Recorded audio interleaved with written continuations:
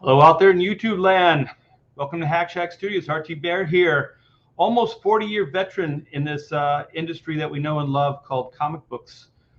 Working mainly for DC and Marvel. Mainly.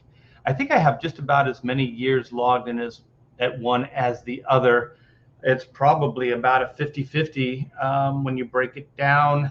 And worked a little bit at Image, maybe 10 years, I think, or close to 10 years at Image Comics. So yeah, I've done a lot of things. I've seen some shit.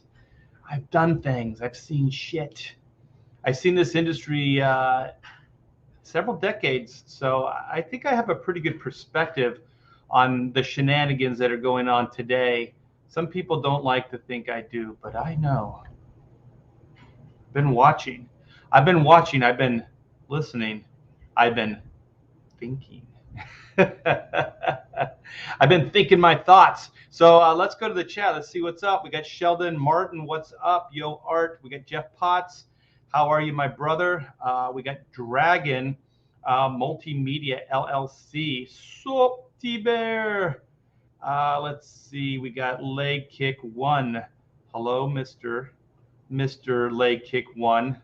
How are you? We got the Real Steve Dye. The Real Steve Dye and I are gonna do some. We're gonna do some shit together. We're gonna do some stuff. Steve and I are trying. Well, I don't have a lot of time. It's not Steve. It's mostly me. We're gonna put together Oodles of Doodles and other stuff too, Volume 2. So I got to get him some artwork out. I do apologize, the Real Steve Dye, but yeah. I mean, most of my time is just in crowdfunding this Black and White book, Black and White Volume 2, Man versus Machine, which I will show you soon, as soon as or right after I say my hellos. Hello, hello, hello. Hey, Joe Bernardo. Aloha, the Art T-Bear. I'm the real Art T-Bear. Comic Book Bob. Then there's shenanigans. Yeah. Hey, Bob. I want to, other than pontificators, I want to do a live stream with you this week if you have time. Maybe we could do another pontificators. Other than pontificators, I mean, we could do a CG in demand show. Possibly. There's some campaigns that need to have some light shedded on them. It's hard, man. It's hard to read these things and and think those thoughts, Art. I'm always thinking those thoughts. Some of them good thoughts, some of them not so good thoughts. Hell yes, no worries. I'm ready when you are. Cool. I like the attitude. The normie nerd. Good day, Art. Yes, indeed, do. Well, let's see. We got the Southern Cecil. I think we're pretty much caught up. All right. Let me know. Just let me know when. Yeah, I will. So, you know what I wanted to do? I'll have to find those tabs. Let me see if I can do that while we're talking, or while I'm talking, while you're chatting. Yeah, there's a couple campaigns I wanted to show some love into, and one of them is Shane Davies. I always want to say Davies, but it's Davis. Yeah, let's see if I can do that. Yeah, I got that all set up. And the other one was Aaron Lopresti. Let's see if we can find Aaron Lopresti's. I'm in Twitter. I don't really hang out with Aaron in Twitter. I hang out with people in different places. Like the professionals are mostly Facebook, and so Aaron Lopresti is mostly Facebook as well. Let's see. We're so close. Where are you, Aaron? There you are. Okay. There we go. All right. So I got my tabs. Open now. It gives you a little bit more time to get more people in here so we can show some stuff off. We got Woodrow in the house, a CNC. We got GK1. Sounds like a perfume. GK1 for men. Oliver from 656 Comics. Hey, we missed you on our last show. Oh, I am so sorry. Yeah, man, I think the staying up late and the drinking just got to me Sunday. So Sunday, my wife and I actually just didn't do a whole lot. We went out to lunch and we just kind of laid low and hung out with the dog and the cat and just kind of existed, which was nice. It was nice for a change. We got to watch a show last night, which was nice. So yeah, we just kind of relaxed. Ahoy chat, hello, bedhead T-Bear. Yeah, this, oh, it's over here. It's weird. Yeah, I need a haircut. I got the bedhead. I just threw some water on it. I thought it would look good, but apparently it looks like bedhead. Alan Sparks says, "Whoa, Bullet Ninja, the Bullet Ninja. Hey, Art, hope all is well. All is well. Skip Edwards, Art. Oh, thank God. I was about to start the stream. Oh, well, don't let me stop you. Beard needs a retouch. Yeah, I shaved a little bit to try to get rid of some of the white, but yeah, this is only a week and it already looks pretty bad. Let's see. We got SDA morning, Art. Yeah, this is it's still technically morning here in Texas, but we're only about 6 minutes away from the nooner. It's nooner somewhere. I know it's a nooner somewhere. So let's get into this. Screen share. I want to briefly get into some of these campaigns. So this is my buddy. Known Aaron for a while now. Aaron Lopresti, A Wraith of God graphic novel. He has 94,311. He's got a little bit of head start on me, but man, I mean head start as far as time. But that would be amazing if we could get Black and White to these kind of numbers. Anyways, congratulations, my friend. Much deserved. You work your ass off. Yeah, I think, it's about time the world took notice of Aaron Lopresti. So this is Wraith of God. A bunch of cool tiers here. We got the retro Marvel cover. We got the stand-in cover, which I think is better than the one that originally was there. Not going to name names. So Aaron's got a couple in tiers here to show off. And I think this is a stretch goal Esther card. Esther. Don't mess with Esther. This is my favorite piece in the campaign right here. I think it's because of the vampire looks so cool and the zombie dude. It's awesome. Yeah, so this is a supernatural kind of monster hunter in the Wild West. So it's pretty cool. He's got a bunch of stretch goals that have been unlocked. And let's see what else. We got the video. Let's do the video here.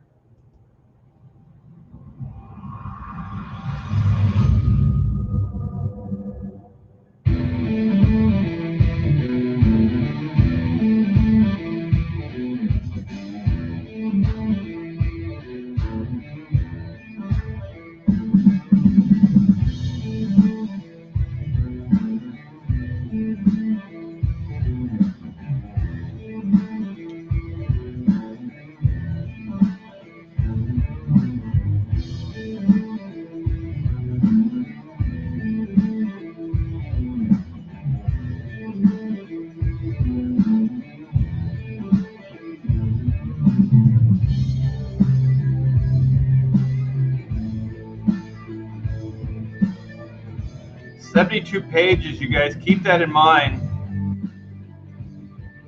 It's a lot. It's a lot of pages.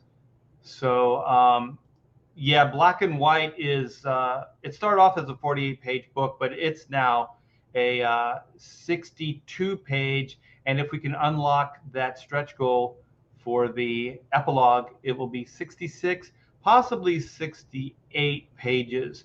So black and white is still work in progress as far as the writing, and with your help, we can keep building this thing.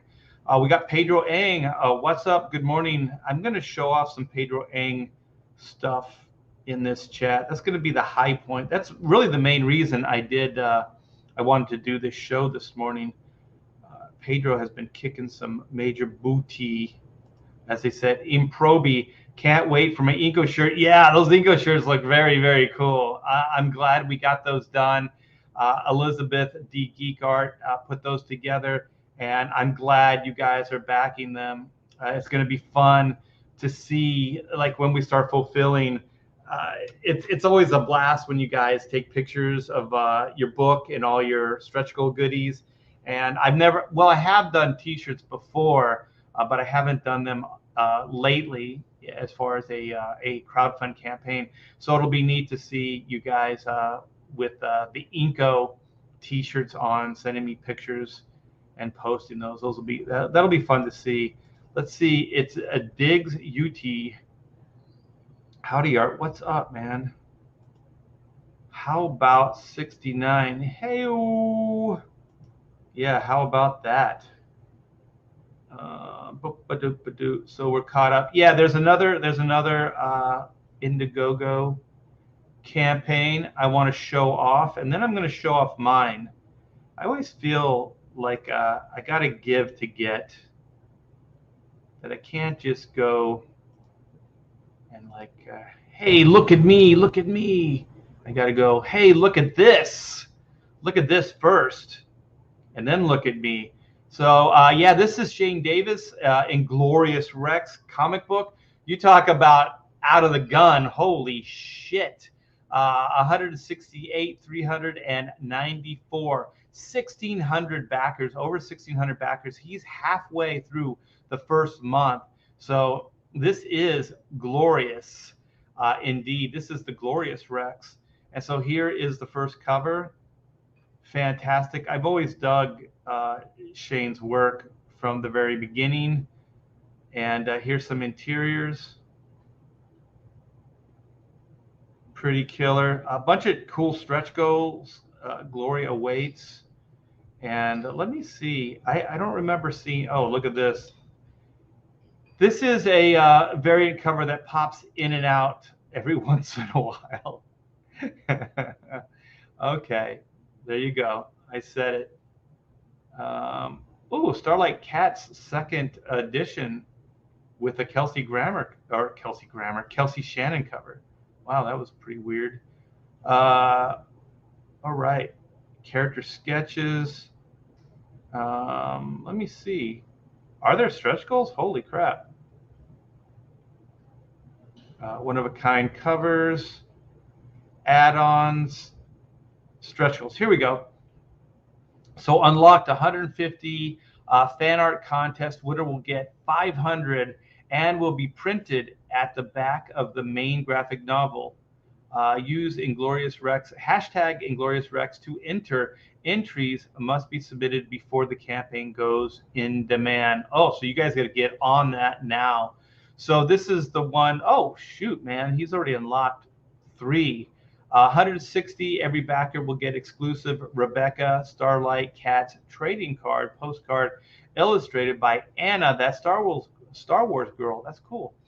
Unlock 165. All graphic novels will now be signed by both Shane and Yanzi. Oh, very cool. And so this is the one we're working towards. 180. Every book backer will get exclusive Alex trading card.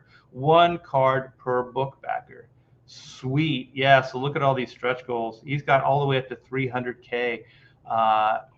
That is a good place to be, my friend. So congratulations on this, Shane. It looks fantastic. Yeah, he's halfway through the campaign, so he's still got 30 days for his first 30. So yeah, let's get into backing mode. Let's get down to back mode. Kelsey Grammer. Kelsey Grammer is an actor, isn't he? He was like on Cheers or something. Yeah, I don't know why I said that. Always throwing Niles on his CG covers. Was Niles his brother? There was a Kelsey Grammer TV show too. What was it called? Oh, his character was called Fraser. Yeah. Uh, I hate mobile autocorrect. I wish I had it for my brain. I would probably be smoother on these live streams. Yeah. So let's do this. Let's do this. Black and White had some early morning loving coming in. So I do thank you guys so much for Black and White. So Black and White, Volume 2, Man versus Machine. In a world where law and order is often blurred to gray, justice can only be black and white. We are 6 days out from our first month. We are at 53,574, 642 backers. 642 backers. Wow, that is crazy. I am so very happy with all of this. You guys are the best. Let me hit refresh because I think we did have some action this morning before I went on. Ooh, we got a backer. We got one.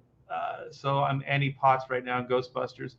53,686. So this would be so sweet if we could get to that 54K by the end of the day.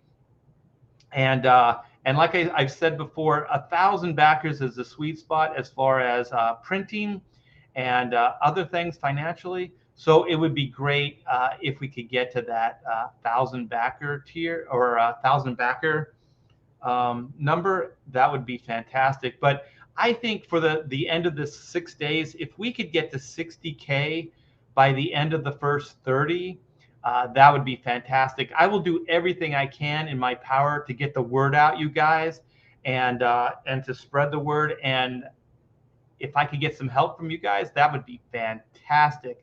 So if you guys could basically share in your social media, if you haven't backed, could you please? And just help spread the word. So let's play this. This is the new video, and this is by Red Gaze.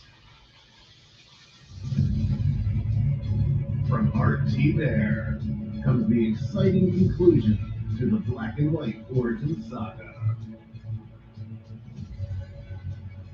60 pages of pulse-pounding action.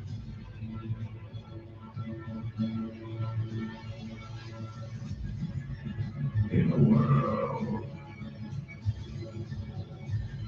where law and order are often blurred to gray, justice can only be black and white. I dig this.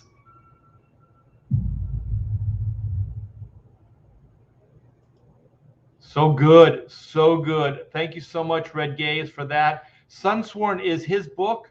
He's the creator. It is now in demand, so go back that book. Go check it out. So this is Man vs. Machine, Volume 2. They are back and badder than ever.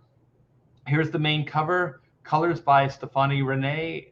I am so happy with this thing. It came out so fantastic. This is what, man, I'm going to work my ass off to make sure that every page is on par with this cover. I'm going to put everything I have into this book. Who knows if I ever have another book in me? I'm old. This might be my last. I say that laughing, but you never know. So this is Man versus Machine.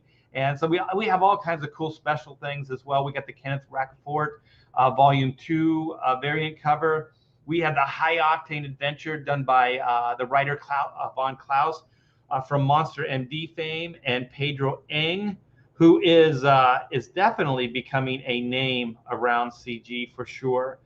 He's doing a lot of live streams, and he's doing a lot of artwork these days. So I think this cover looks fantastic. I love the animated style that Pedro is bringing to this story. And then we got the second printing of Volume 1. So this is Volume 1, you guys, with a brand new cover on it. And this was your idea, you guys. You're like, could we do volume 1? And because there's a lot of people that are just coming into CG that don't remember the original black and white campaign. So yes, indeed, we listen and we bring it on. So here you go. This is second printing of volume 1. The first volume sold completely out. So we had to do the new cover here. And actually, you guys suggested the cover as well, to use this fantastic piece of artwork done by myself with Kyle Ritter on colors. And so we got the Gray Capullo variants.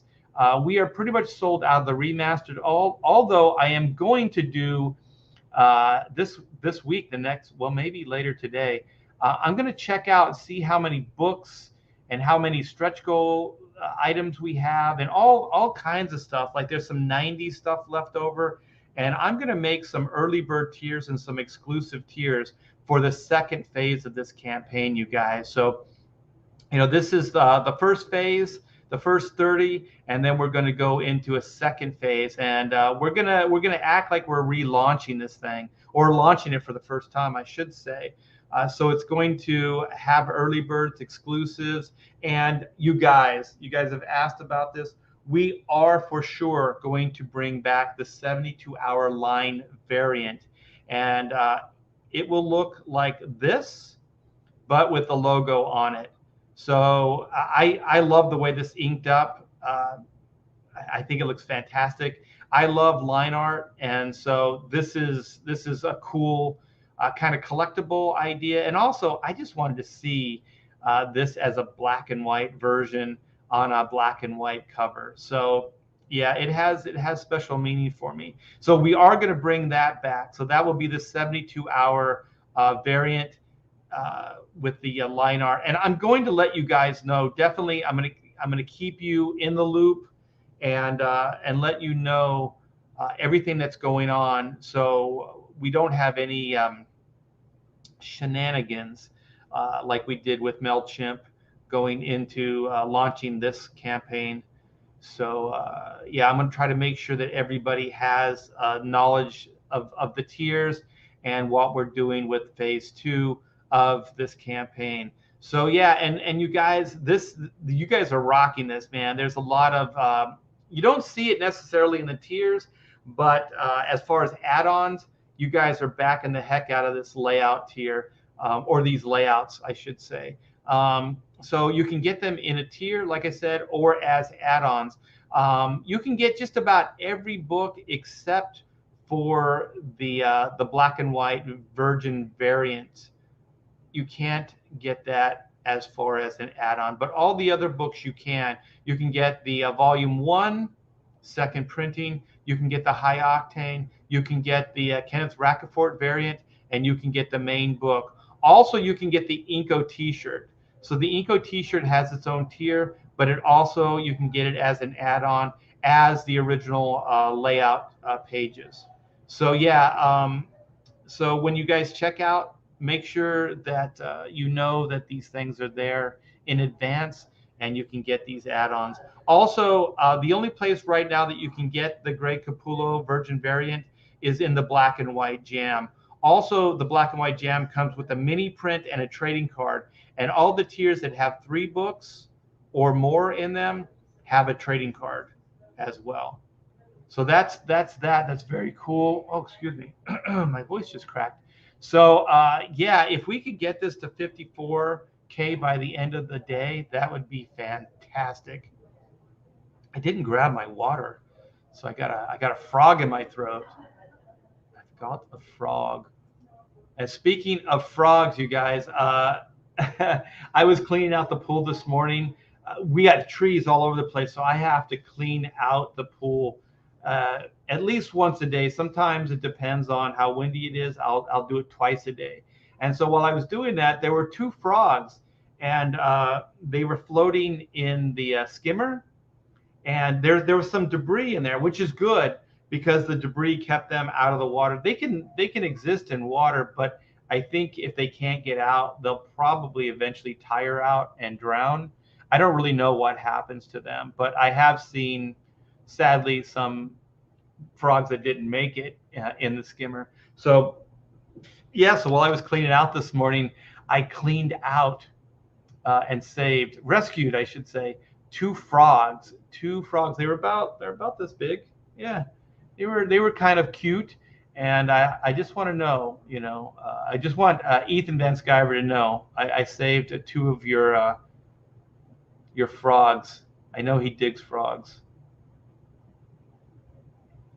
Uh, they're all over the place here, man. We got frogs everywhere. It's pretty amazing. In a world, yeah. Uh, Giant robots, yeah. Hell yeah, man. Joe says, I love the robot. Ooh, slow down, Art. The robotic demon voice. Yeah, creepy. Yeah, yeah. Red Gaze is fantastic. Yeah, he does such a good job with everything he does. Uh, Art is really new. Art is really new. Oh, wait. Is there something? Okay. Hell to Art T. What's up, Mike Wilson Art? We have what's old is new. Oh, okay. I get it. Art is really new. That was mean, Past Master Dan. That hurt my feelings. I'm going to cry after this live stream. I'm going to go in the corner and I'm going to cry my eyes out. So T-Bear is the Rolling Stones of Indiegogo book campaigns. I kind of like that. That's kind of cool. With a beard like that, Art, forget about it. You got tons more books to come. Oh yeah, because it's not gray. Yeah, it's not gray. I look like a young buck. Uh, Black and white. I'm black and white. Pun overload. Yeah, I did a Shane Inglorious Rex pun as well. So if you guys are paying attention, there's probably a billion of them. I kind of just fall into it naturally. The smoking wraith. Howdy, what's up? EVS would be proud of you. Yeah, yeah. I hope. Yeah, he digs the frogs, man. Art, are you going through puberty and now your voice is cracking, young man? And are those cyber frogs? They're just normal frogs. Rebeat. Yeah, it was weird. My voice cracked. Pete Tui. You'll be sure to have the fish intro tonight. Oh yeah, yeah. Last time I was on, he gave me the fish. Yeah, I have a feeling if I'm not good in Ethan Van Sciver's eyes, I will not get the fish.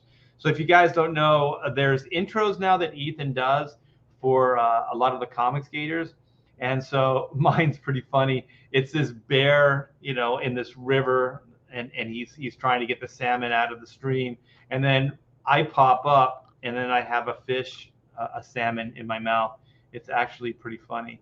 And so I guess there's two. There's a variant on the video, and the variant, one of the, or I should just say, the variant has me come up out of the stream with no fish, and that saddens me.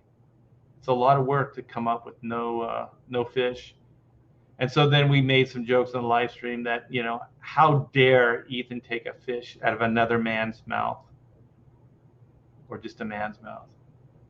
I don't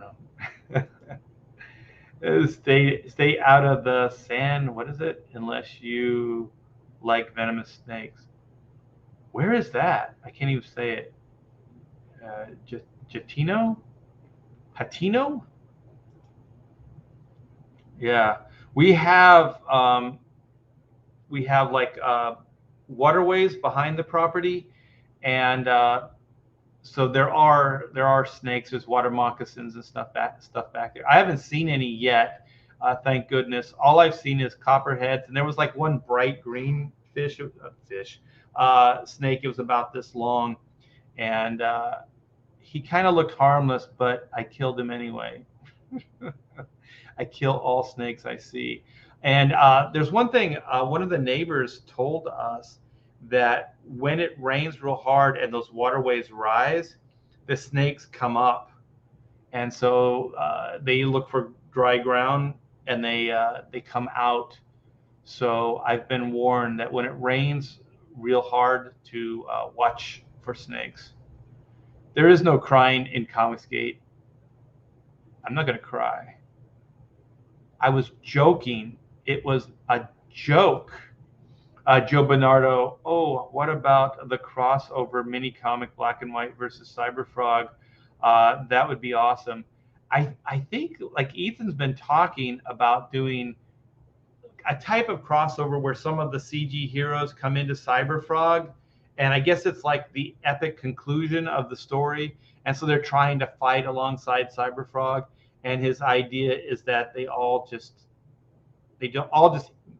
end. It ends horribly. They meet their demise.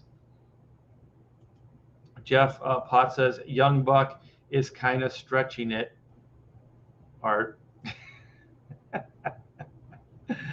Yeah, I don't care. I just try to say entertaining, funny things. Let's see. Okay, so I'm getting schooled. Jacinto? Is that in the Woodlands? I don't even know where that's at. I've never heard of it before. Oh, Jacinto. That's what I was thinking. Like it sounds Spanish. Like you don't usually say the J's. So Past Master says, wait until winter, and at night all the snakes come out to warm themselves on pavement. Oh, don't tell me that. Snakes in California, they hibernate in the winter. I have heard that they come up and kind of look for warmth at night. So yeah, I have been warned. So I got my trusty snake killer shovel. I want to get like a pistol so I can just pop them, pop, pop, pop. There's a snake shot, and it kind of works like a shotgun shell.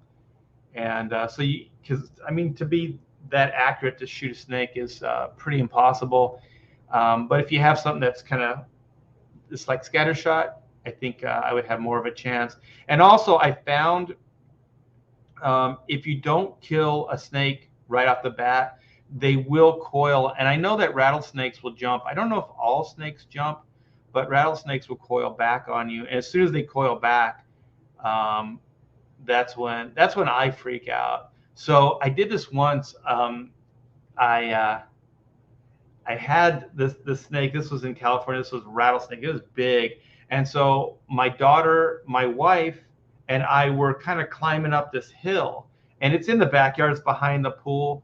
And we're just gonna just hang out on the hill. And so as I was climbing it, I was doing some work on the hill. So I had a sledgehammer. I like working in the yard and stuff like that. It's a lot of fun for me. It's very relaxing. So I was putting up some stakes or something. So I had the sledgehammer, and so it was one of the long handled. It wasn't just like a hammer. And so when I was walking up, the snake was coming down. It was coming down directly at us. And so I was lucky enough, like I stepped back a few steps, and it was still coming down. And I could push my family back a little bit, and I grabbed the hammer. And then just as I stood my ground with it, it coiled up because it saw me. It coiled up, and it was doing the rattle, and the head came up. And I was like, holy shit. And I don't know how I did it, but I came down with the hammer, and I hit it right on the head. You ask my daughter and you ask my wife, and they'll back me on this. I hit it right on the head and drove it straight into the ground. And I don't know how the hell I did it, but my daughter says this because she's seen me do this more because her and I kind of climb up the hills together. My wife doesn't really do it too much when we lived in Corona, California. And so she says, Dad, when these things happen, you get this crazy focus, man, and you never miss. Like I've missed, I think, twice a rattlesnake, and it allows them to rear back on you. And then the second shot, man, I always get them. So yeah, I hate those things. Your snake killing again, just like Black and White are killing the SJWs. They're killing robots too. Don't feel bad, Art. A lot of people in Texas have never been to the Alamo. It's about a big. It's about as big as a convenience store. I heard it's. I heard it's small. Yeah, yeah, a convenience store. Yeah, not even a supermarket. Yeah, a convenience store. Um, I don't know. I'm not like a tour, like an overly touristy guy. So I like going places, but I don't really do touristy things. As touristy as I get is Disneyland or Disney World, but that's all. There's nothing else to do there really. It's all Disney, so it's all tourism. Um, so when I go to like Hawaii or different places, yeah, I just kind of lay back and hang out in the ocean and walk along the beach and stuff like that.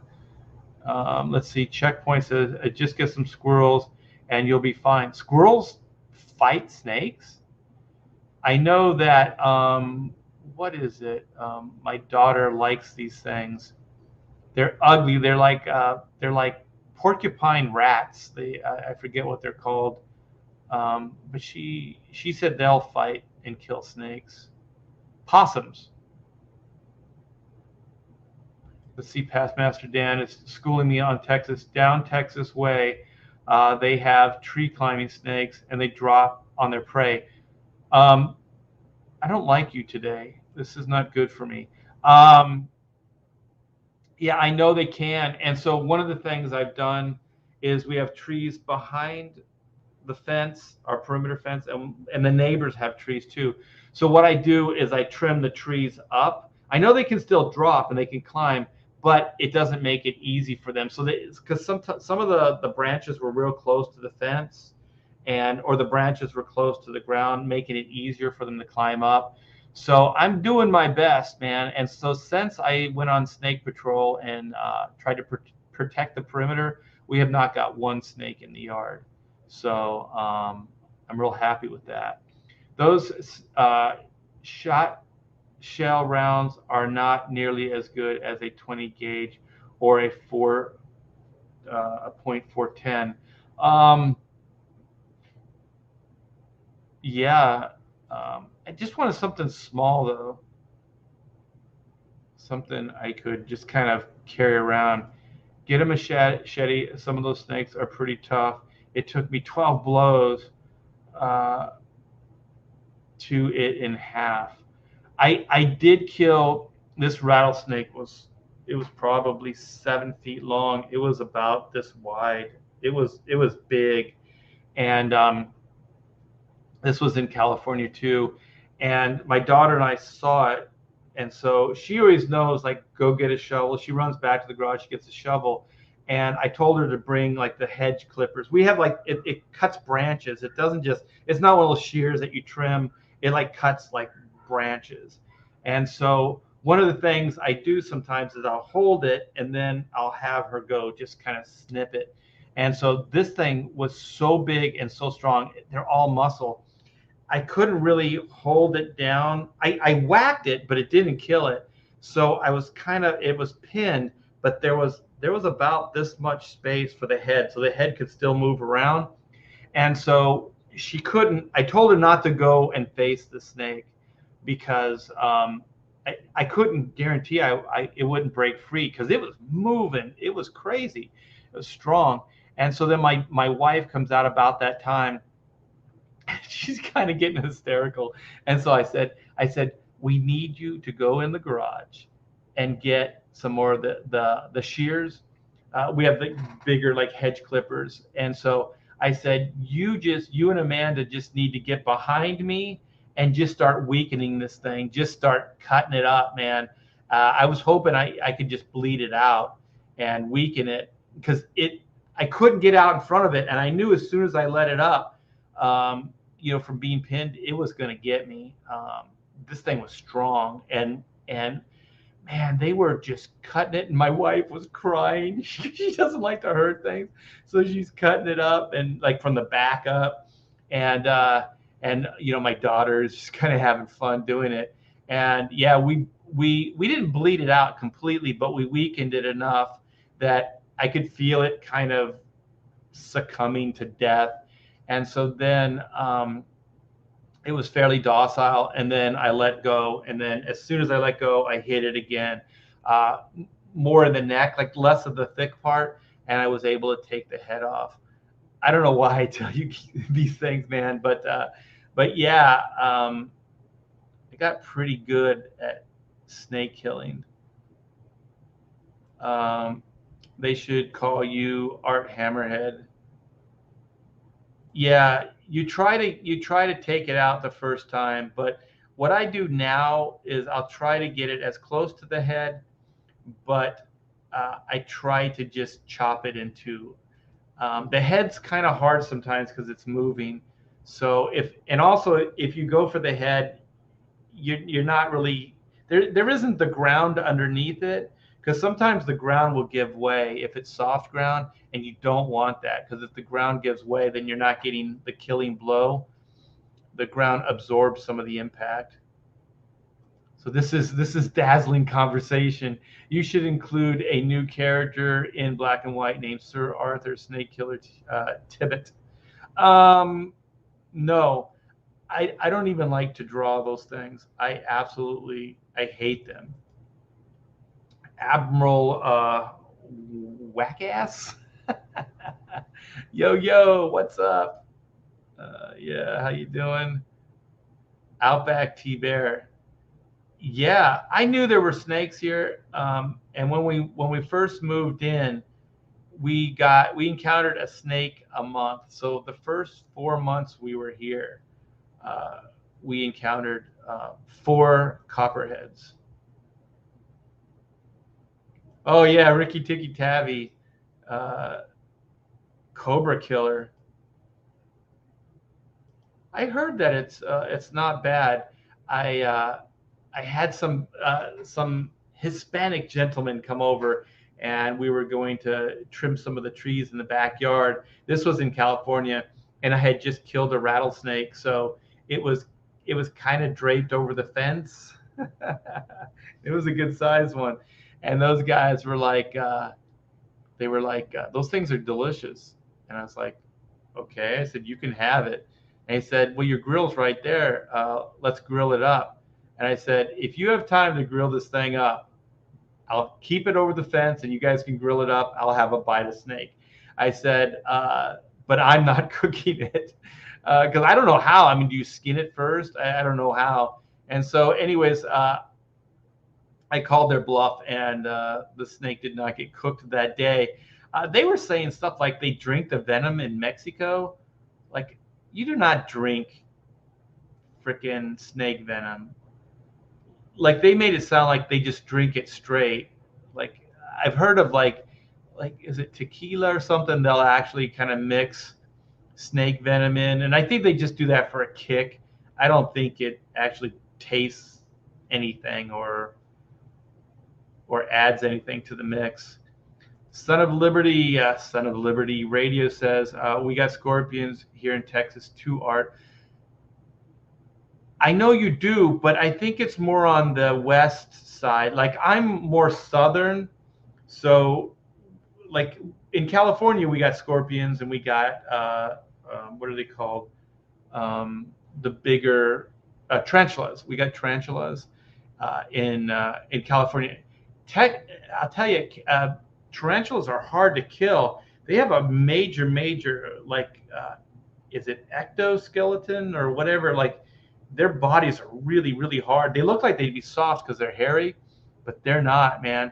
So I made a mistake and I tried to kill one with I had a shoe on, just a tennis shoe, and I tried to kill it.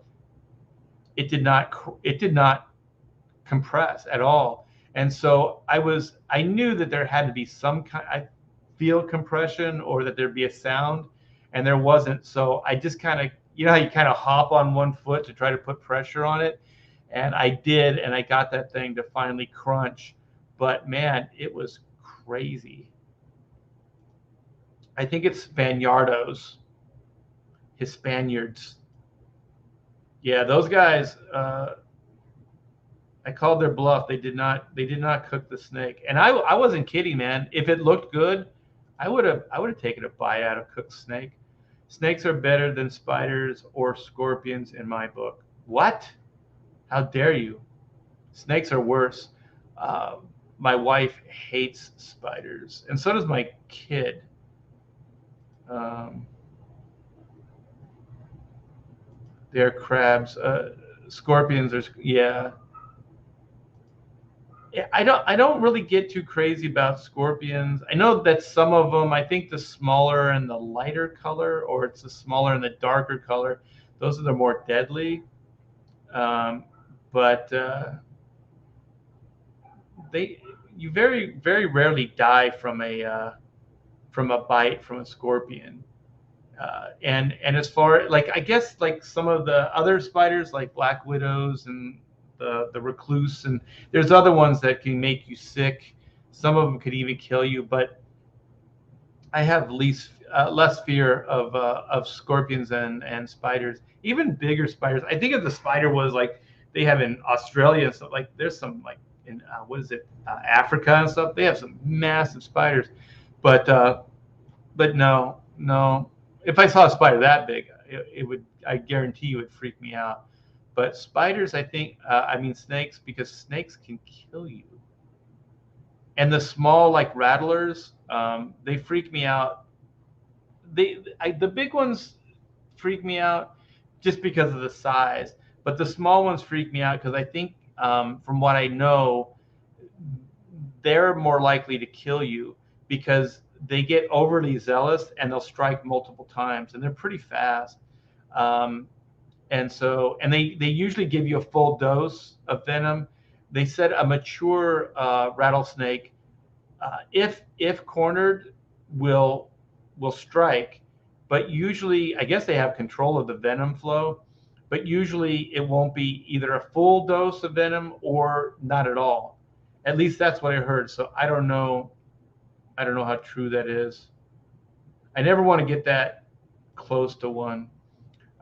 If you drank straight rattlesnake venom, you'll die. Yeah, of course. I thought those guys were full of shit. Um, yeah, I think they were kind of saying that maybe. Well, no, you know what? They made it sound like they do it like tequila shots, but I have heard it mixed in alcohol. They were pulling your leg. The drink, the blood with booze. They drink the blood with booze. Uh, yeah, maybe that was it. They eat the venom sac. It gives them hallucinations. Oh my God, this all sounds horrible. Tarantulas are at least nice if you don't need to kill them. Yeah, the thing is, I've had friends growing up that have had tarantulas as pets, and they'll climb on them and they'll walk all over them. I think you really have to get them agitated for them to sting you or bite you.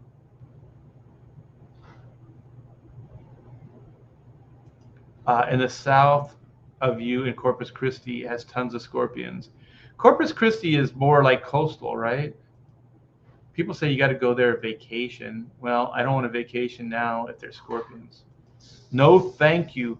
All this talk of killing, no wonder comics are so violent. The way I look at it is kill or be killed. I don't want those things in my yard, and I don't go looking for them. Like, I'm not out on patrol looking for snakes to kill. If they're in my yard, they're fair game. That's the way I look at it. If there's a bug in the house, they're fair game. If there's something in my yard, they're fair game.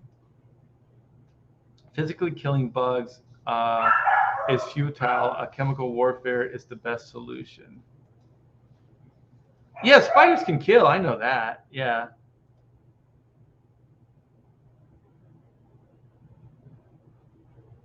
Yeah, the young ones are more deadly. I think Admiral Wackass is talking about rattlesnakes. I worked at Corpus Christi at the hotels repairing the damage from a hurricane in 1970. So he knows, or in the 70s, I should say.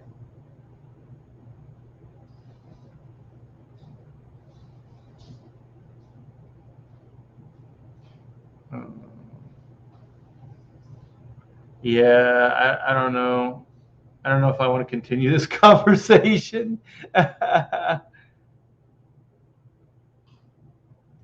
But if you mean to drink it, I think a certain amount would eventually get in your blood. I don't know how your body would process that. It seems like you would just vomit, like if it was poison. Yeah, we have the fire ants here. I got bit by them on 2 different occasions. Yeah, they're pretty nasty. It's just protein, of course. Everything's protein. Yeah, of course. Yeah, gets in the bloodstream. I like in the old movies. Like I don't. I think this is a misnomer. I don't think it's true. Where they like put a tourniquet on and then they're like they suck the blood or they suck the venom out. Like I think blood is moving pretty fast. I think as soon as you're injected, it's going through your bloodstream. Yeah, venom like a snake, rattlesnake venom, and most snakes, it'll kind of it'll make you swell, and your skin can turn black. We had our dog in California got bit in the face, I think twice, by a rattlesnake, and whole face, man, I felt so bad for that dog. We got the anti venom in her, and she survived, but man, she went through hell. That has to be painful. Like then it just kind of worked down her whole chest and her whole arm. She looked like an Acura or Acura character from the cartoon or the comic books. You know, that one guy's got all those blister things and they just kind of form on one side of his body. She looked like that. It was crazy looking. All right, Checkpoint says the venom can be ingested, but if it gets into a sore or cut, it will start the toxic effects. Yeah, I wouldn't take the chance. Yeah, bark bark. That's Inco Arrow, and I got to keep the yard safe because that dog has no common sense. If there was a snake in the yard, that dog would definitely get bit because that dog would start barking at it. And the dog also, this it's weird. I guess that our dog is going to get bigger. Um, it's a collie mix or something. I forget what the hell the dog is, but it's pretty much a mutt. But it's a border collie mix, and so this dog has no fear. It fears nothing, and you can't intimidate it. You can't humble it. You can't do anything. So if there was a snake in the yard, I fear the worst for that dog. There's murder hornets in the northeast now. Boob Rancher says that's a great name. The world is violent. Yeah, that's why like there's people like, oh, nature. If it's natural, it's good. Everything in nature wants to kill you. Yeah, Vietnamese. Yeah, yeah. I'm not gonna judge. I'm not gonna judge there, but yeah, we don't. I don't want to eat any of that stuff. Oh, it deteriorates muscle. Well, I know, like it just maybe that's why it swells and then the skin turns black. It's crazy. Contact with um, whatever it touches. This includes mouth, yeah, and esophagus. Yeah, that poor dog. We were lucky. She still ate. We were really lucky that she kept her appetite, so we could keep her strong. People inject venom like jelly-like blood in the area for weeks. When they inject the, is that hemotoxins? I have no idea what any of that is. Yeah, Tetsu. Tetsu. Canada, Tetsu. There's a lot of yelling in those Japanese cartoons. Should have named Arrow Daredevil instead. Yeah, we call him the Devil Dog or Demon Hound. Nature is overrated. I agree. Like it's weird because like mankind was always like, we need to conquer nature, control nature, all those things. And nowadays we look back and go, oh, that's brutal, poor animals, whatever. But you now live in a house. You have climate control environment. You're pretty much safe from the environment. And also we've kind of we have neighborhoods and things, and most of the time the neighborhoods will just push any kind of natural, bug or animals out. And there he is. Do you see him? He's up here now. Inco Arrow. I gotta watch out, man. He's in terror mode. I can see it in his eyes. And so yeah, so you were like conquer nature, make it safe for us, things like that. And now, everybody's like, oh, leave him alone. Yeah, well, go live in that environment if you want. Yeah, no one's stopping you. Hey, Philip, what's up? Hey, Pooch. Hey, Pooch, you want to come up here? You want to come up here? You want to come up? Come on. Come on. Come on. Oh, here he is. Here's the Pooch. He's, for the most part, he's a good dog. He's a good dog. Yeah. When we got him, he was only about this big. Oh, yeah. Oh, yeah. You're good, Pooch. You're a good Pooch. Say hi. Okay, I'm going to let you down. I'm going to let you down. Stay out of my stuff. All right. Let me. No bites. Getting ready to launch on Friday. Oh, cool. What are you launching? Is it? Oh, it's the Lost Pages, right? Yeah. Boo Brancher says, cute dog. My favorite is the South Park episode where they go into the Amazon to save the rainforest and their teacher freaks out because everything is trying to kill them. Yes. Yes. Yes. Yeah. I mean, it wasn't that long ago. It wasn't that long ago, but I guess it was long enough for certain people to forget how scary nature can be. Camping at Disney World in Fort Wilderness is the way to go for camping. No bugs, golf carts, canoes, and no snakes. You can say that, but there are snakes in Disney World. Just type it in, man. Snakes in Disney World. There's this video of, man, it's a huge snake. It's right at the entrance to the Magic Kingdom, to Walt Disney World.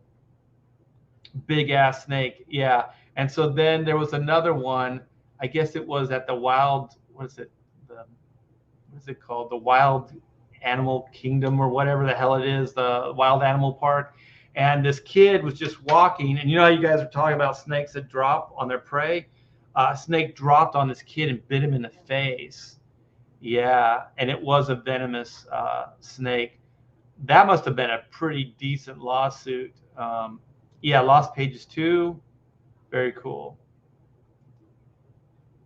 Yeah, well, we're looking forward to that, Philip. That's going to be cool. Yeah, so there are snakes. I'm sorry if Joe, if you don't think there's any snakes there. There are snakes, and there are alligators. Yeah. Collision Domain says just alligators that would eat your kid. That was absolutely horrible. And the reason horrible is I've been in that water before, and I took my daughter into that water, and we've been to the Grand Floridian 3 times, and went in that water the first 2 times, and then the last time they did have warnings up, but it wasn't. They didn't have that fence, and this was before the kid. They had warnings not to go in the water, but they didn't say you couldn't walk along the shore. So alligators don't just stay in the water. So we ended up walking from the Floridian, if you know the location, all the way along the waterway over to the Polynesian.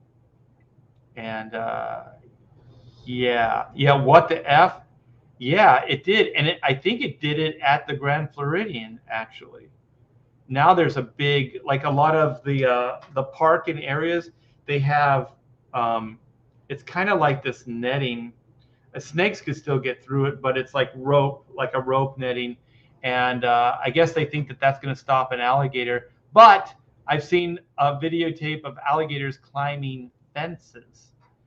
Apparently, they can climb like a lizard can climb, and no, thank you. Yeah, how could it not? It's the Florida Everglades. There's all kinds of shit there. I guess you can still go in that water if you rent a boat, but you can't swim in that water anymore. Used to be able to swim in there. They had a whole beach. It was like a beachside resort, and you could go in the water. That would be pretty horrible to be on vacation at Disneyland and an alligator eat your child. I can't imagine. I I'm so glad that and lucky that that never happened, man. Um, the bird that stabbed the lady in the head. That happened at Disney World. I gotta look that up. Are you sure? I'm gonna see. Is there videotape? Bird. This will be this will be funny. Uh, bird attack at Walt Disney World. Oh shit! Oh my gosh! You guys are right. I'm going to share this. This is on the Independent Checkpoint. Oh my goodness! How do they keep this stuff out of the mainstream news? I never heard this. Okay, so this is the Independent. Bird attack at Disney World leaves woman with traumatic brain injury. Lawsuit claim resort failed to properly warn visitors about dangers of seasonal nesting birds. Oh my gosh. A woman suffered severe brain injuries after she was attacked by a bird at Disney World. According to a lawsuit, Lisa Dixon was allegedly left with a traumatic, oh my gosh, and herniated discs in her back after an animal struck her in the head at Walt Disney World Resort in Florida. I don't know where that was at though, because Walt Disney Resort is the whole area. Look at there's a Walt Disney Resort commercial here. I don't think you want to put a commercial here for that article. Um, so I guess that's it. Oh wait, how do I get more? I hate these things. Yeah, I don't want to get more, but apparently, yeah, I don't want to click on any of their junk. Apparently, yeah, a woman had her brain opened up by a bird. Holy shit, man. I should do like a Disney, just weird animal attacks at Walt Disney World. Because apparently there's a lot of them. Oh my gosh, I just got Googled it. Snake. Yeah, I just Googled it. Snakes at Disney World. I never knew. Yeah, it's crazy. Um, when we were there just a few weeks ago, we're riding on this bus, and this woman was absolutely entertaining. She was so fun, but she's like, I guess when she was younger, she worked at Disney World as a firefighter, and now she drives buses on the property. And so she was talking about that, and she was like, when I first started here, there were some alligators, but we got rid of all of them. We have alligator wranglers, and they got rid of all the alligators. And then she said, I assure you, there are no alligators on the Walt Disney World property. And I'm like, I don't think you can make that promise. It sounds good, but yeah. Wait. I'm sorry. Alligators are the garbage compactors of the animal kingdom. Yeah, and the thing that freaks me out the most about alligators is that they can live on land and in water.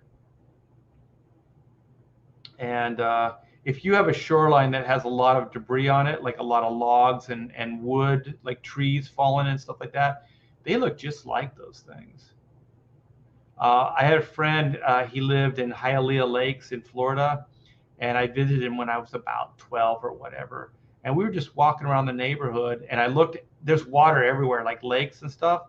And I was like, do you ever go in there? And he's like, no, you don't swim in these lakes. I go, they're beautiful. That'd be fun. He goes, there are water moccasins, there's alligators. And I go, I don't see any of this stuff. And he goes, and then we just walked. We walked for a little bit longer, and then there's a golf course, and I saw like 2 or 3 alligators just walking on the greens. And I was like, holy shit. There are alligators here. Weren't there signs that said swim at your own risk? It doesn't even say swim at your own risk. It said stay. I think it said stay out of the water completely. There might have been signs before that, but the ones that I saw were like stay out of the water.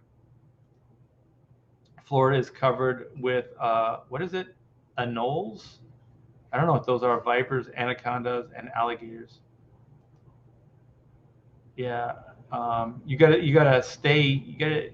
I mean, I have to say that they do an excellent job, keeping those things away from the general public. But it's like Jurassic Park, man. Like you can't. Like it's impossible to keep those things at bay. There's no way you can safely with any confidence, you can say that these things don't exist on the property.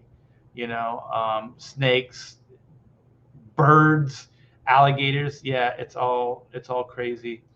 I blame Disney too.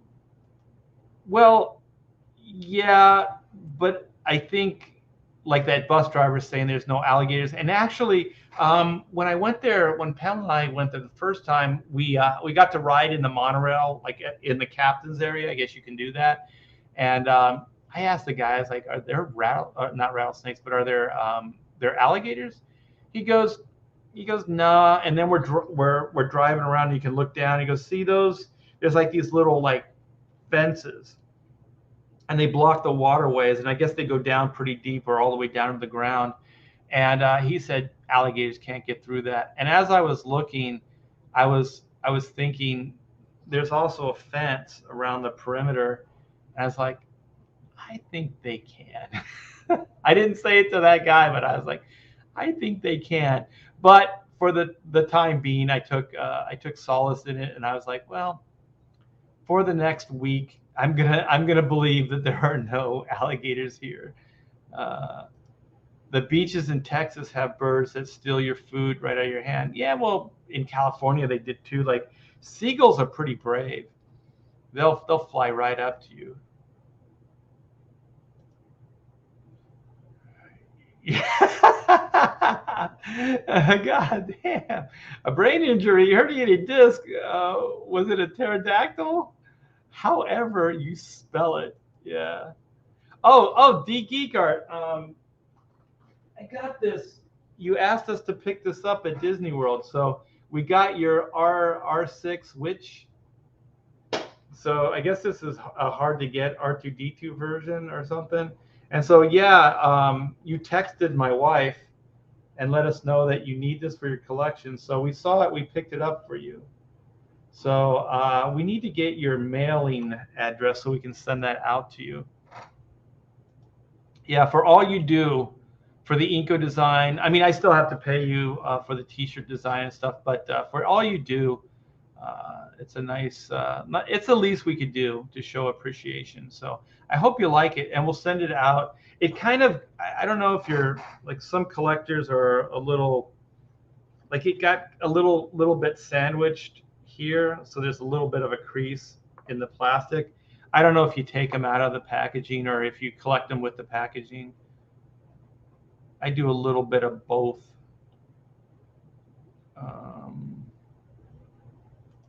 Oh, they're just friendly lizards. They're cool.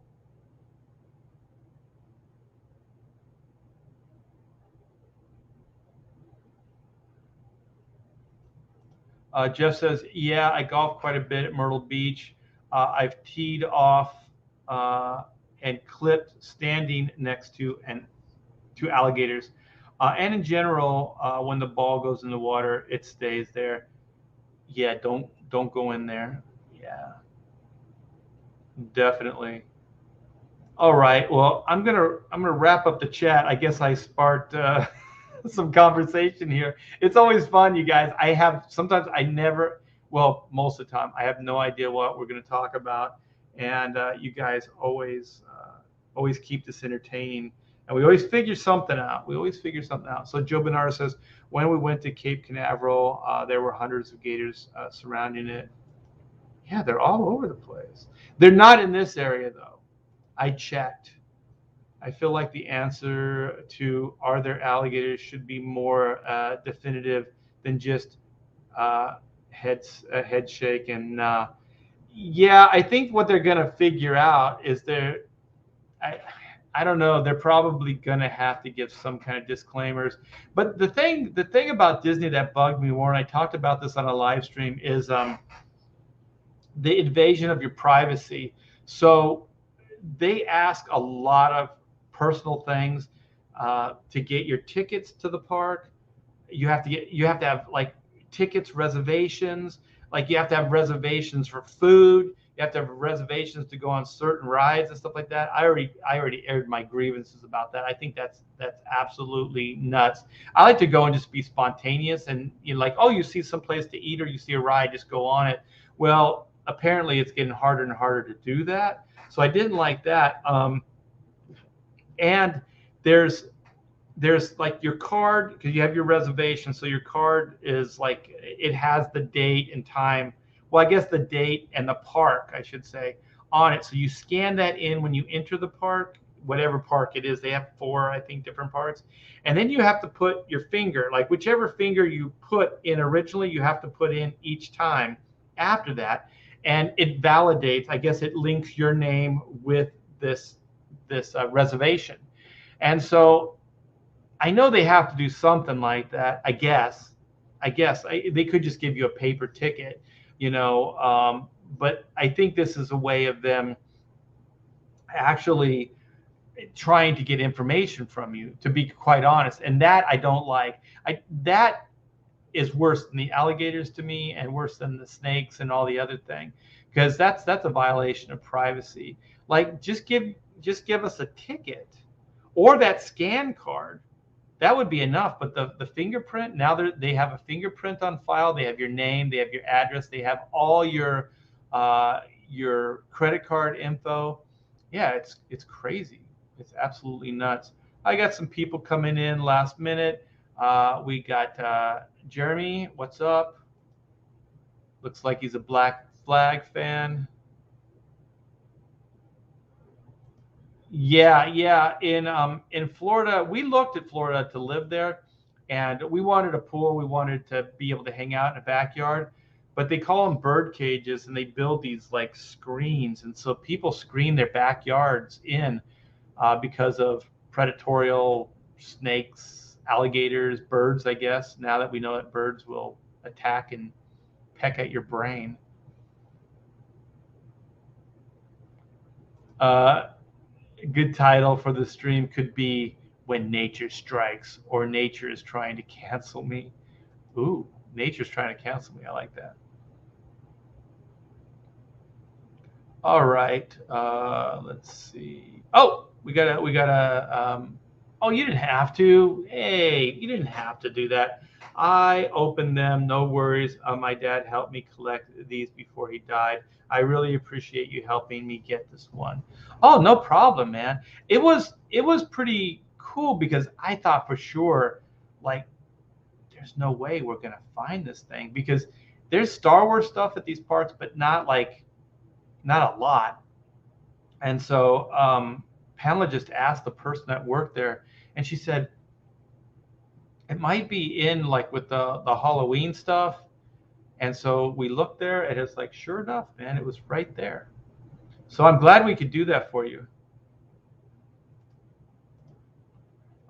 Steve Dye says, when you have alligators in your backyard, that edges a lake, you just need a good size chain or a raw chicken that works. Wrap them up, drop them off down the road. No, I'll just if I lived in a place where alligators lived, I would definitely have a gun and I would shoot them. When I was in visiting my friend in Hialeah Lakes in Florida, there were signs that said it's against the law to kill the alligators. The alligators, I would kill them all. uh, Glad I am boycotting Disney and would only go to Universal. Yeah, I think like Disney's doing a lot of things a lot of people don't like, including me. All right, just got here. Keep streaming. Perhaps I will.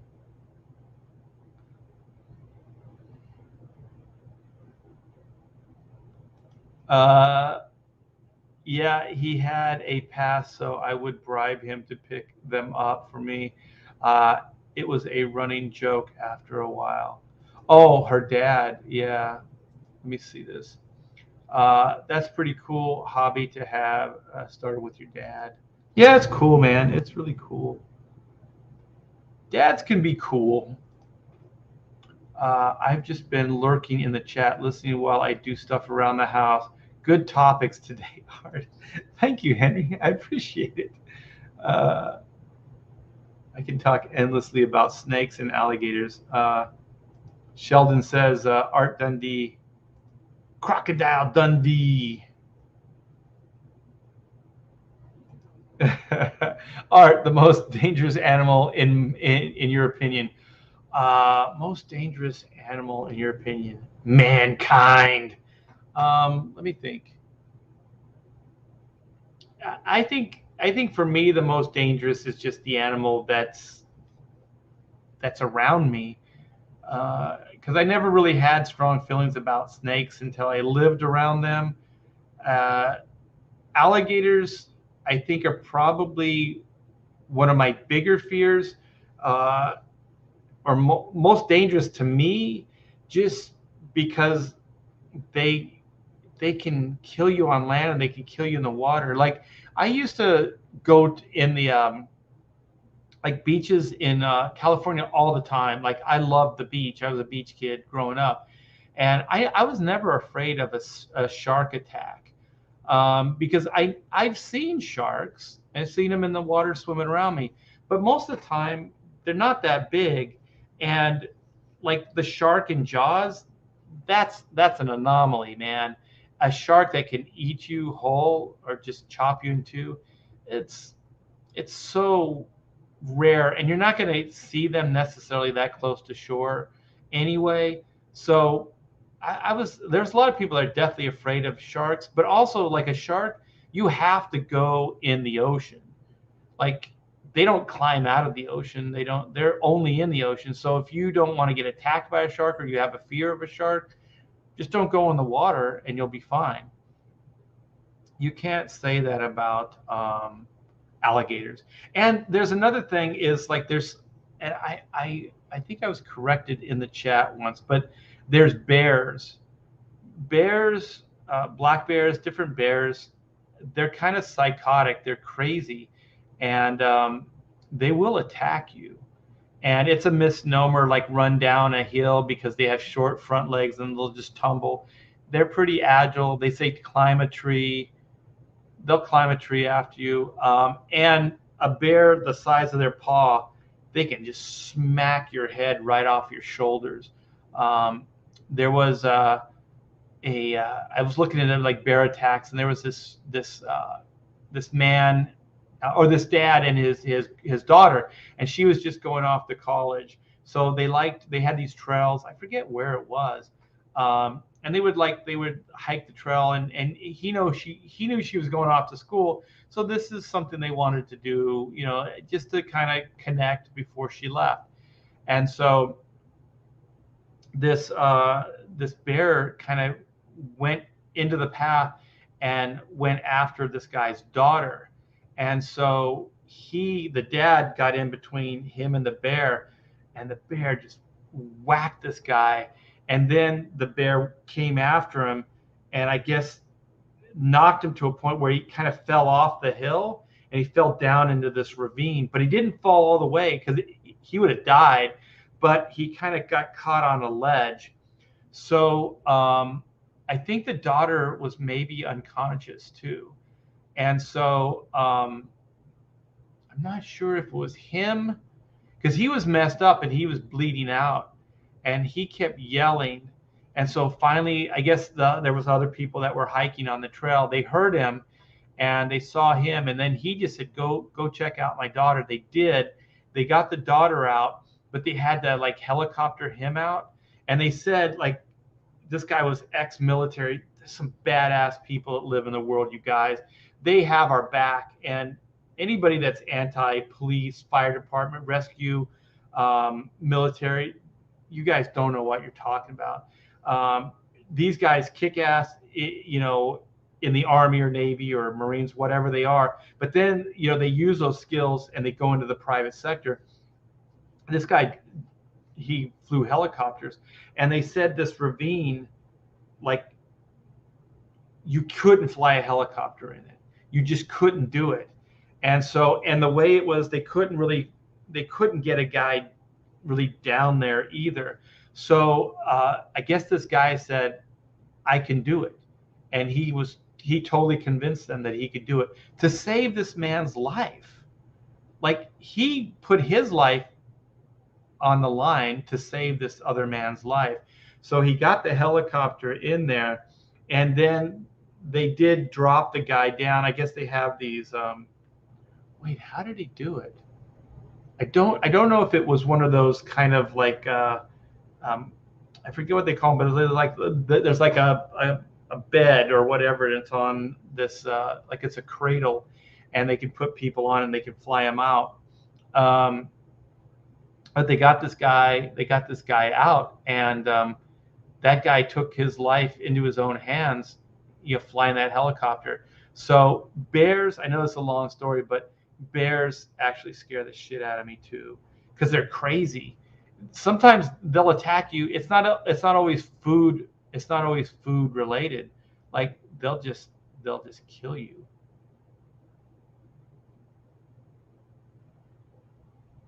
Oh yeah, I saw that. That was horrible.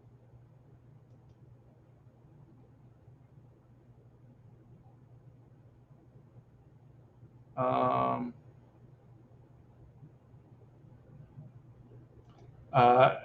Collision Domain says, I, like everyone, had my connect with nature moment, wasted my money on camping gear, and realized real quick that I love civilization. Yeah, yeah. I like, I forget the comedian's name. He makes a joke. He's like, we went camping, and he's like, if camping's so good, then why are all the bugs, what would he say? Why are all the bugs trying to get you? He basically was saying like the house is better because when you're out, bugs they can get you. Like, there's no bugs indoors. Let me see. I butchered that joke. Art, read about the cocaine bear. Oh shit. Yeah, maybe it was somebody in the chat that said black bears are okay. For some reason, I'm always thinking they're like crazy. Gabby, just because people being shot, you know. It seems like that would have been where they would have started a search for Gabby, just because of people getting shot, you know. Okay. Yeah, I'm getting a little tired, as you can tell. I want to show you one last, well, there's two things. But this, let me see here. I gotta set this up first. So here it is. I gotta wait, how do I do this? I can't do it that way. I'm gonna have to do this. Let me see. Okay, I'll do it. I'll do it fast. I wish I had the video. I could full screen it. Let me StreamYard. Boop. Boop. Boop. Okay, so let's do this.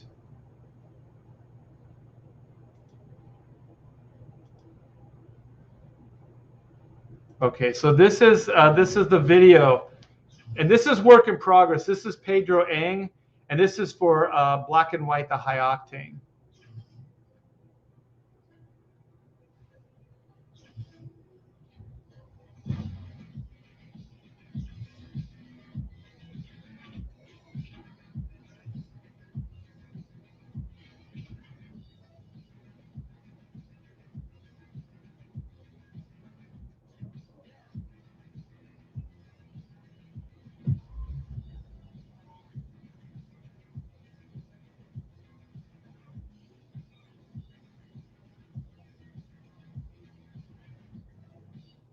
It's so cool, so darn cool.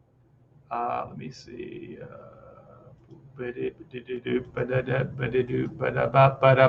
Yeah, maybe I'll play it again. It goes by really fast. So that is Pedro Ang. He put this animatic together, and that's what you can expect. I said keep streaming. No, I'm not done yet. Pedro Ang, that looks cool. Yeah, he's really talented, and he's really into this black and white stuff. So man, it makes my heart sing. So let's do this, and then maybe we'll play the video one last time before we take off. But I want to share this again. This is Black and White, Volume 2, Man vs. Machine. We are at 53,686. And yeah, we're 6 days away. And this would be great if we could, by the end of the first 30, we could get to 60K. That would be amazing. And yeah, this is the reason for the season. This is Black and White 2. This will be the follow-up to the epic origin story of Black and White, Whitney Sung and Reed Blackett. And so, yeah, I'm very, very proud of this. This is going to be amazing. As soon as I have lunch with my wife, I am going to start work on this again, try to get some pages, some stuff done. So yeah, here's the variant cover. Here is the high octane book. Here is the second printing of Volume 1, the Greg Capullo variants. We have layouts not only in its own tier, but also as an add-on. And then I'm still thinking that maybe we'll do another commission tier. And as far as stretch goals, you guys, you've already unlocked 3 of them. The 30K stretch goal, which is a trading card, black and white trading card. We got the 40K stretch goal, which is the Boom Baby Inco sticker. And then we have the 50K, which unlocks the upgraded cover. So the upgraded is going to be heavier stock for the cover, and it's going to be square bound. So it's going to be more graphic novel format, and all the covers in the campaign are going to have that heavy stock cover paper. And we are stone's throw away from upgraded paper stock. So that will be at 55K. So if we can get 54 at the end of the day, then I think 55K looks very promising. So yeah, there's a lot of different tiers here, you guys. All the books, with the exception of the Capullo books, you can get as an add-on. You can get the Inco t-shirt here in this tier, or you can get it as an add-on. And then the original layout pages you can get as a tier or as an add-on. So I do want to let you guys know that I talked to Joe Bennett before the show and before we went live, and he said he believes he can get this cover done by day's end. So either tonight, hopefully tonight, or early tomorrow, we will be able to debut a Joe Bennett black and white variant cover. It will be pencils, and then I'm going to ink it up on a live stream. So this is, God, I can't wait to show this thing off to you guys. I showed the layout for it but I have not seen any of the pencils yet. So this should be really, really cool. So we'll have another variant with this campaign, which I can't wait. I can't wait for it. And the way the mainstream and the cancel culture are treating Joe Bennett, I am so happy that I could get him some work. Throw a cover at him. Going full stream ahead, yes, or steam ahead. I'm sorry. I threw an R in there. Yeah, well, it looks great. It looks great, Pedro. So let me make sure I let me see here. Why can't I do that? Why can't I do that? Okay, so let's see. I'm going to play that video for Pedro's high octane one more time, and then we will bid you adieu.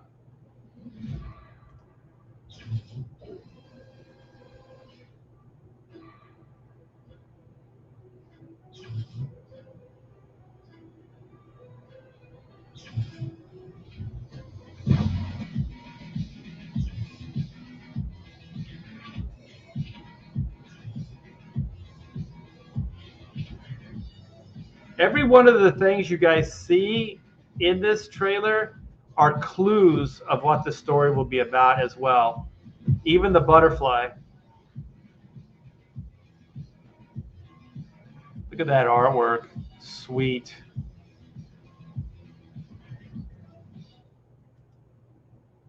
So very good, you guys. So there you go.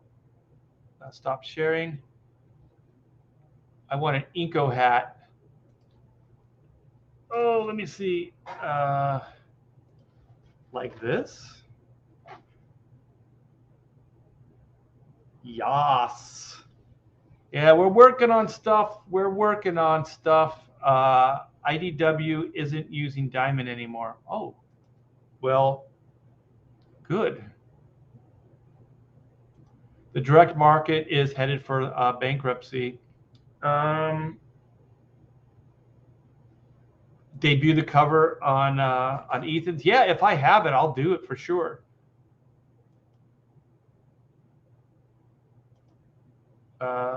Looks fantastic. So glad I backed. Yeah. This is going to be great. The high octane book, the main book, which is 62 pages. If we get that stretch goal, we'll add 4 more pages to it, which will be a blast. So yeah, I just want to do an hour. Looks like I did about an hour and a half. So it's always fun hanging out with you guys. The black and white link is in the description. So come by, check it out, back a book, and just know that this thing is going to be fantastic. It's going to be everything I can put into a comic book, and hopefully more. So I'm going to give it my all. I don't know what else I could do, man. I don't really know any other way to do things. Like, I don't really do things half-ass. Like, I'm usually all in, unless like absolutely crazy deadline dictates. But this is going to be 110. It's going to be beyond anything I've done before, and hopefully it'll be the best work of my career. I do think that cover is right up there. I'm really happy with the cover so far, and all the layouts are done pretty much. I have like 4 that need to be inked, but they all look like this, so they're pretty tight.